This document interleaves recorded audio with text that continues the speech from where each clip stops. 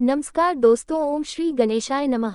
श्री हरि शांताकार भुजग शयनम पद्मनाभम सुरेशम विश्वाधारम गगन सदृशम मेघवर्णम शुभांगम लक्ष्मीकांतम कमल नयनम योगी भांगम्यम वंदे विष्णु भव भय हरम सर्वज्ञनाथम। ओम नमो भगवते वासुदेवाय। आप सभी को देव उठान एकादशी की हार्दिक शुभकामनाएं। प्रिय श्रोताओं, कार्तिक मास का ये पावन समय मानव भक्तों पर बरसती हुई कृपा की वर्षा है और आज की यह एकादशी कोई साधारण एकादशी नहीं, यह है देवोत्थान एकादशी, जिसे प्रबोधिनी एकादशी भी कहते हैं। 4 महीनों तक क्षीर सागर में योग निद्रा में विराजमान रहने वाले भगवान श्री हरि विष्णु आज के दिन ही अपनी योग निद्रा का त्याग करते हैं और इसी क्षण से सनातन धर्म में मांगलिक और शुभ कार्यों का प्रारंभ हो जाता है। इसलिए इसे चातुर्मास का अंतिम द्वार और पूरे वर्ष की एकादशियों में सर्वश्रेष्ठ, महत्तम और सबसे अधिक पुण्यदायिनी एकादशी कहा गया है। और आज का दिन तो हर गृहस्थ के लिए वरदान के समान है। जो व्यक्ति सच्चे मन, श्रद्धा और भक्ति भाव से भगवान की पूजा करता है, कथा सुनता है, उसके जन्मजन्म के पाप नष्ट होने लगते हैं और मन और हृदय निर्मल हो जाते हैं और ऐसे व्यक्ति के जीवन में धन, सुख, समृद्धि और शांति का वास होता है। अगर आज कोई केवल एक बार भी भगवान विष्णु के नाम का स्मरण कर ले तो उसे मोक्ष और वैष्णव लोक की प्राप्ति का अधिकार मिल जाता है। तो आइए अब हम सभी अपने अपने मन को शांत करें और अपने भीतर का द्वार खोलकर भक्ति और प्रेम के साथ तैयार हो जाए, क्योंकि अब हम श्रवण करने जा रहे हैं देवोत्थान एकादशी की वह पावन कथा जो न केवल जीवन बदल देती है बल्कि आत्मा को भी पार उतारने की शक्ति रखती है। तो क्या आप तैयार हैं? तो आइए श्रद्धा से श्री हरि विष्णु का स्मरण करें और प्रारंभ करें देवोत्थान एकादशी की अद्भुत, पवित्र और कल्याणकारी कथा। अब आप सभी अपने नेत्रों को बंद करें और कल्पना करें कि हम मानसिक रूप से पहुंच रहे हैं हस्तिनापुर के भव्य राजमहल में। यह विशाल अलंकारों से सुसज्जित सभा कक्ष, जिसके मध्य में धर्मराज युधिष्ठिर विराजमान है, पर आज उनका हृदय कुछ चंचल है, व्याकुल है। वे बार बार उठकर सभा में टहल रहे हैं क्योंकि आज उनका मन प्रतीक्षा में है अपने प्रिय सखा साक्षात परमात्मा जगदीश्वर श्री कृष्ण के आगमन के लिए। उन्होंने सुना है कि आज भगवान श्री हरि योग निद्रा से जागृत हुए हैं और देवोत्थान एकादशी का गढ़ महत्व स्वयं श्री कृष्ण अपने मुखारविंद से प्रकट करने वाले हैं। और तभी दूर से शंख, नगानों और वाद्य यंत्रों की ध्वनि गूंज उठती है। जय हो द्वारकाधीश माधव गोविंद हरि, श्री कृष्ण की जय हो। देखिए, स्वर्णिम आभा से नहाया हुआ दिव्य रथ राजमहल के प्रांगण में प्रवेश कर चुका है। चारों दिशाएं चंपा और केवड़े की सुगंध से महक उठी है। धर्मराज युधिष्ठिर शीघ्रता से आगे बढ़ते हैं, मस्तक झुकाकर चरणों में प्रणाम करते हैं। नेत्रों में भक्ति का सागर उमड़ आया है। श्री कृष्ण मुस्कुराते हैं, वह मुस्कान जो भ्रम को सत्य में, चिंता को शांति में और दुख को आनंद में बदल देने की क्षमता रखती है। युधिष्ठिर महाराज उन्हें आसन प्रदान करते हैं, चरणामृत समर्पित करते हैं और विनम्र स्वर में पूछते हैं, हे वासुदेव, हे श्री विष्णु, हे श्री कृष्ण, आज ये देवोत्थान एकादशी का दिन क्यों इतना महान माना गया है? इसका पालन करने से मनुष्य को कौन सा लाभ मिलता है और इसे कैसे किया जाए कि जीवन और पारलौकिक दोनों पवित्र हो जाए? यही वह क्षण है जिसे सुनना केवल कथा नहीं, जीवन की दिशा को समझना है। ये संवाद कोई साधारण प्रश्नोत्तर नहीं, यह है धर्म का सार, मोक्ष का मार्ग और आत्मा की मुक्ति का एकमात्र उपाय। भगवान श्री कृष्ण ने कहा, हे धर्मराज, तुम मेरे बड़े ही प्रिय हो, इसलिए अब मैं तुम्हें पापों का नाश करने वाली तथा पुण्य और मुक्ति प्रदान करने वाली प्रबोधिनी अर्थात देवोत्थान एकादशी की कथा सुनाता हूँ। श्रद्धा पूर्वक श्रवण करो। इस विषय में मैं तुम्हें देवर्षि नारद और श्री ब्रह्मा जी के मध्य वार्तालाप को सुनाता हूँ। एक समय नारद जी ने ब्रह्मा जी से पूछा, हे पितामह, प्रबोधिनी एकादशी के व्रत का क्या फल होता है? आप कृपा करके मुझे ये सब विधान पूर्वक बताएं। तब ब्रह्मा जी ने कहा, हे पुत्र, कार्तिक मास के शुक्ल पक्ष की प्रबोधिनी एकादशी के व्रत का फल 1 सहस्त्राश्वमेध और 100 राजस्व यज्ञ के फल के समान होता है। तब नारद जी ने कहा, हे पितामह, एक संध्या को भोजन करने से, रात्रि में भोजन करने और पूरे दिन उपवास करने से क्या क्या फल मिलता है? कृपा कर सविस्तार समझाए। तब ब्रह्मा जी ने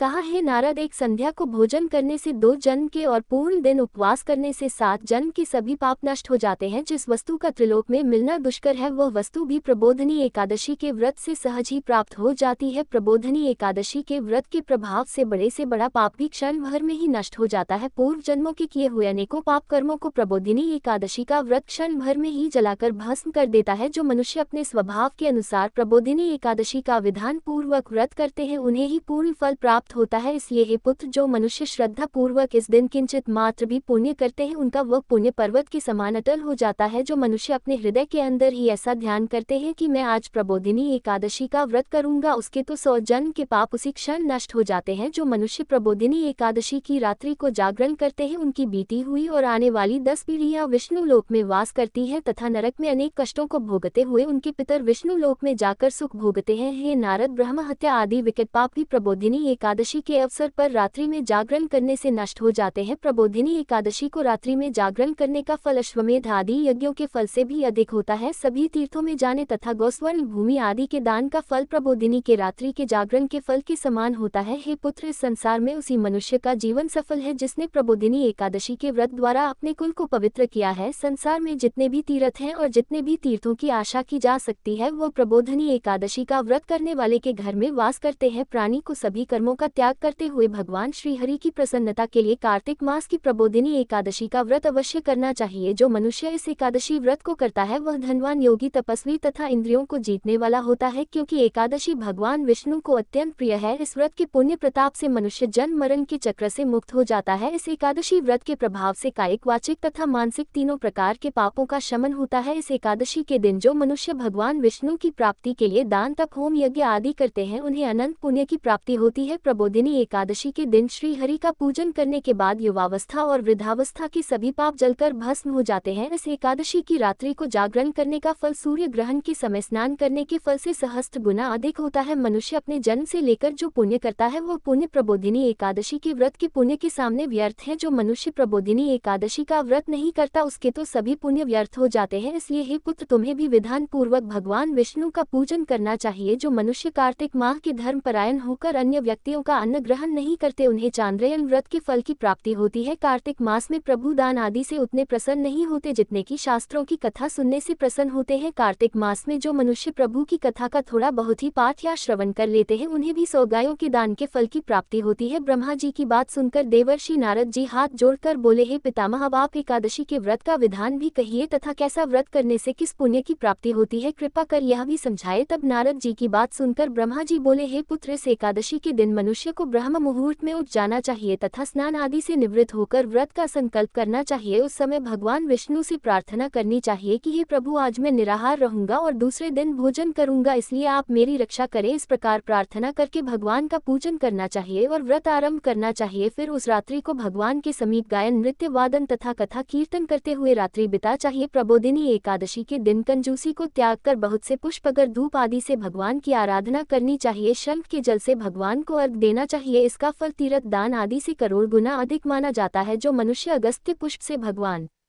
का पूजन करते हैं उनके सामने तो देवराज इंद्र भी हाथ जोड़ते हैं। कार्तिक मास में जो बिल्व पत्र से भगवान का पूजन करते हैं उन्हें अंत में मुक्ति मिलती है। कार्तिक मास में जो मनुष्य तुलसी जी से भगवान का पूजन करता है उसके 10,000 जन्मों के सभी पाप नष्ट हो जाते हैं। जो मनुष्य इस मास में श्री तुलसी जी के दर्शन, स्पर्श, ध्यान, कीर्तन, रोपण अथवा सेवन करते हैं वे सहस्त्र कोटि युगों तक भगवान विष्णु के लोक में वास करते हैं। जो मनुष्य तुलसी का पौधा लगाते हैं उनके कुल में जो जन्म लेते हैं वे प्रलय के अंत तक विष्णु लोक में निवास करते हैं। जो मनुष्य भगवान का कदम पुष्प से पूजन करते हैं वह यमराज के कष्टों को नहीं पाते। सभी मनोकामनाओं को पूर्ण करने वाले भगवान विष्णु कदम पुष्प को देखकर अत्यंत प्रसन्न होते हैं। यदि उनका कदम पुष्प से पूजन किया जाए तो इससे उत्तम बात तो और कोई नहीं है। जो गुलाब के पुष्प से भगवान का पूजन करते हैं उन्हें निश्चित ही मुक्ति मिलती है। जो मनुष्य वकुल और अशोक से भगवान का पूजन करते हैं वे अनंत काल तक शोक से रहित रहते हैं। जो मनुष्य भगवान विष्णु का श्वेत और लाल कनेर के पुष्पों से पूजन करते उन पर भगवान अत्यंत प्रसन्न होते हैं। जो मनुष्य भगवान श्री हरि का दूर्वा दल से पूजन करते हैं वे पूजा के फल से 100 गुना अधिक फल प्राप्त करते हैं। जो भगवान का शमी पत्र से पूजन करते हैं वे भयानक यमराज के मार्ग को सुगमता से पार कर जाते हैं। जो मनुष्य चंपक पुष्प से भगवान का पूजन करते हैं वे जीवन मृत्यु के चक्र से मुक्त हो जाते हैं। जो मनुष्य पीले और रक्त वर्ण कमल के सुगंधित पुष्पों से भगवान का पूजन करते हैं उन्हें श्वेत द्वीप में स्थान मिलता है। इस प्रकार रात्रि में भगवान का पूजन करके प्रातःकाल शुद्ध जल की नदी में स्नान करना चाहिए। स्नान करने के बाद भगवान की स्तुति करते हुए घर आकर भगवान का पूजन करना चाहिए। इसके बाद ब्राह्मणों को भोजन कराना चाहिए तथा दक्षिणा देकर आदर सहित उन्हें प्रसन्नता पूर्वक विदा करना चाहिए। फिर गुरु की पूजा करनी चाहिए और ब्राह्मणों को दक्षिणा देकर नियम को छोड़ना चाहिए। जो मनुष्य रात्रि स्नान करते हैं उन्हें दही और शहद दान करना चाहिए। जो मनुष्य फल की आशा करते हैं उन्हें फल दान करना चाहिए। तेल के स्थान पर घी या घी के स्थान पर दूध, अन्नों में चावल दान करना चाहिए। जो मनुष्य इस व्रत में भूमि पर शयन करते हैं उन्हें सब वस्तुओं सहित शया दान करनी चाहिए। जो मौन धारण करते हैं उन्हें स्वर्ण सहित तिल दान करना करना चाहिए। जो मनुष्य कार्तिक मास में खड़ाव धारण नहीं करते उन्हें खड़ाव दान करने चाहिए। जो इस मास में नमक त्यागते हैं उन्हें शक्कर दान करनी चाहिए। जो मनुष्य नित्य प्रति देव मंदिरों में दीप प्रज्वलित करते हैं उन्हें स्वर्ण अथवा तांबे के दीपक को घी या बत्ती सहित दान करना चाहिए। जो मनुष्य चातुर्मास व्रत में किसी वस्तु को त्याग देते हैं उन्हें उस दिन से उस वस्तु को पुनः ग्रहण करना चाहिए। और जो मनुष्य प्रबोधिनी एकादशी के दिन विधान पूर्वक व्रत करते हैं उन्हें अनंत सुख की प्राप्ति होती है और अंत में स्वर्ग को वे जाते हैं। जो मनुष्य चातुर्मास व्रत को बिना किसी बाधा के पूर्ण कर लेते हैं उन्हें दोबारा जन्म नहीं लेना पड़ता। जिन मनुष्यों का व्रत खंडित हो जाता है उन्हें दोबारा प्रारंभ कर लेना चाहिए। जो मनुष्य इस एकादशी के महात्म्य का श्रवण और पाठ करते हैं उन्हें अश्वमेध यज्ञ के फल की प्राप्ति होती है। इस प्रकार भगवान श्री कृष्ण ने देवोत्थान एकादशी का संपूर्ण महत्व, उसका पुण्य, उसका गौर रहस्य और उसके अनुष्ठान का तरीका धर्मराज युधिष्ठिर को अत्यंत मधुर, दिव्य और स्पष्ट शब्दों में बताया। सभा में बैठे सभी राजपुरुष, विद्वान, ऋषि और ब्राह्मण निर्मल भाव से ध्यान लगाए सुनते रहे। हर शब्द मानो हृदय पर अमृत की तरह बरसता जा रहा था, मानो स्वयं धर्म का स्वरूप सभा में अवतरित हो गया हो। जब भगवान ने अपना उपदेश समाप्त किया तो सभा में अद्भुत नीरवता छा गई। वातावरण में शांति, तेज और भक्ति की तरंगे फैल गई। धर्मराज युधिष्ठिर की आंखों में आनंद के अश्रु फूट पड़े। उन्होंने हाथ जोड़कर कहा, हे भगवान, आज आपने केवल मेरी ही नहीं समस्त मानवता की जिज्ञासा शांत कर दी। यह ज्ञान जीवन और परलोक दोनों को प्रकाशमान कर देने वाला है। हमारी आने वाली पीढ़ियां भी इसका अनुसरण करेगी। श्री कृष्ण ने स्नेहपूर्ण दृष्टि से युधिष्ठिर को देखा और अपने सुदर्शन समान तेजस्वी मुख से वचन दिया, हे धर्मराज, जो मनुष्य आज के दिन भक्ति से व्रत को करता है, दीपदान करता है और ये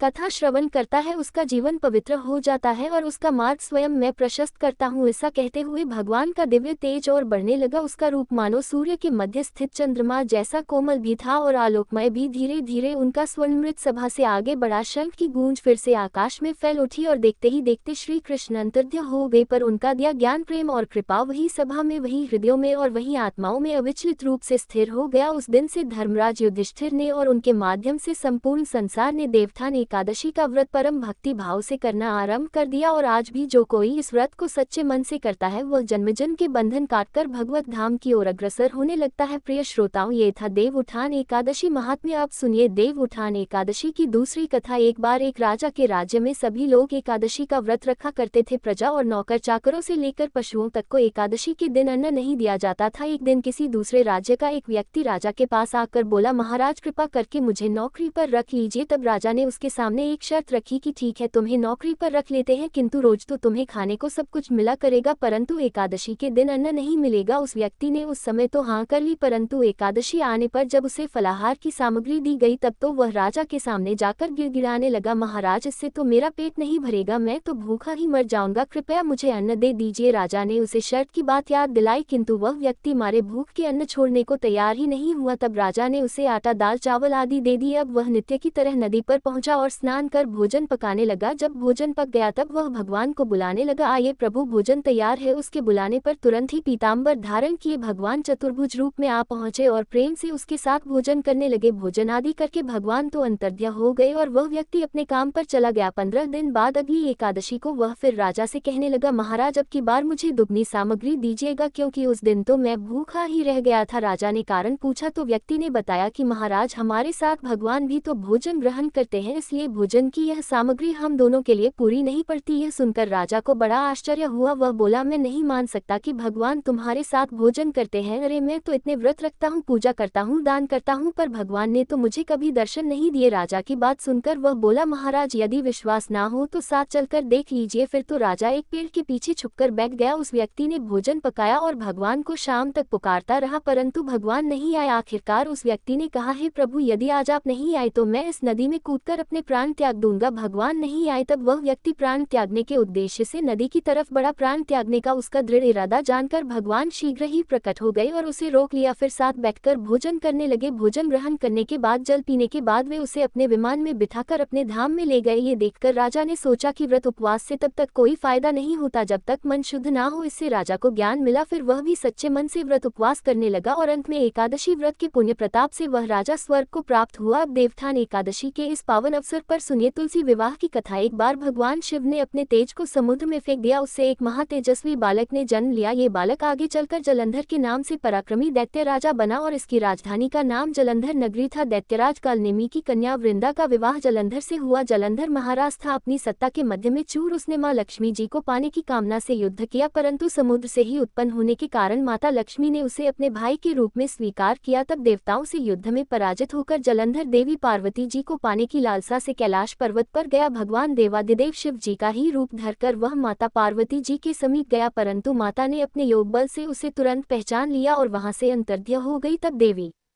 पार्वती ने क्रुद्ध होकर सारा वृतांत भगवान विष्णु को सुनाया। जलंधर की पत्नी वृंदा अत्यंत पतिव्रता स्त्री थी। उसी के पतिव्रत धर्म की शक्ति से जलंधर ना तो मारा जाता था और ना ही पराजित होता था, इसलिए जलंधर का नाश करने के लिए वृंदा के पतिव्रत धर्म को भंग करना बहुत जरूरी था। इसी कारण भगवान विष्णु ऋषि का वेश धारण कर वन में जा पहुंचे, जहाँ वृंदा अकेली भ्रमण कर रही थी। भगवान के साथ 2 मायावी राक्षस भी थे, जिन्हें देखकर वृंदा भयभीत हो गई। ऋषि ने वृंदा के सामने क्षण भर में दोनों को भस्म कर दिया। उनकी शक्ति देखकर वृंदा ने कैलाश पर्वत पर महादेव के साथ युद्ध कर रहे अपने पति जलंधर के विषय में पूछा। तब ऋषि बने भगवान विष्णु ने अपनी माया से 2 वानर प्रकट किए। एक वानर के हाथ में जलंधर का सिर था तथा दूसरे के हाथ में धड़। अपने पति की ये दुर्दशा देखकर वृंदा मूर्छित होकर गिर पड़ी। होश में आने पर उन्होंने ऋषि रूपी भगवान से विनती की कि वह उसके पति को जीवित करे। तब भगवान ने अपनी माया से पुनः जलंधर का सिर धड़ से जोड़ दिया, परंतु स्वयं ही वह उसी शरीर में प्रवेश कर गए। वृंदा को इस छल का जरा भी आभास नहीं हुआ और जलंधर बने भगवान के साथ वृंदा पतिव्रता का व्यवहार करने लगी, जिससे उसका सित्व भंग हो गया और सित्व भंग होते ही उधर कैलाश पर्वत पर महादेव के साथ युद्ध कर रहे जलंधर का वध हो गया। भगवान शिव ने जलंधर का वध कर दिया और इस सारी लीला का जब वृंदा को पता चला तो उसने क्रुद्ध होकर भगवान विष्णु को शिला होने का श्राप दे डाला और स्वयं सती हो गई। जहाँ वृंदा भस्म हुई वहाँ राख पर तुलसी का पौधा उग गया। तब भगवान विष्णु ने वृंदा से कहा, हे वृंदा, तुम अपने सित्व के कारण मुझे लक्ष्मी से भी अधिक प्रिय हो गई हो। अब तुम तुलसी के रूप में सदा मेरे साथ रहोगी। जो मनुष्य मेरे शालिग्राम रूप के साथ तुलसी जी का विवाह करेगा उसे इस लोक और परलोक में विपुल यश प्राप्त होगा। जिस घर में तुलसी होती है वहां यम के दूत भी असमय नहीं जा सकते। गंगा और नर्मदा जी के जल में स्नान तथा तुलसी जी का पूजन बराबर माना जाता है। चाहे मनुष्य कितना भी पापी क्यों ना हो, मृत्यु के समय जिसके प्राण मंजरी रहित तुलसी और गंगाजल मुख में रखकर निकल जाते हैं, वह पापों से मुक्त होकर बैकुंठ धाम को प्राप्त होता है। जो मनुष्य तुलसी और आंवला की छाया में अपने पितरों का श्राद्ध करता है, उसके पितर भी मोक्ष को प्राप्त हो जाते हैं और अधोगति से मुक्ति हो जाती है। सभी प्रेम से बोलिए पतित पावनी तुलसी मैया की जय।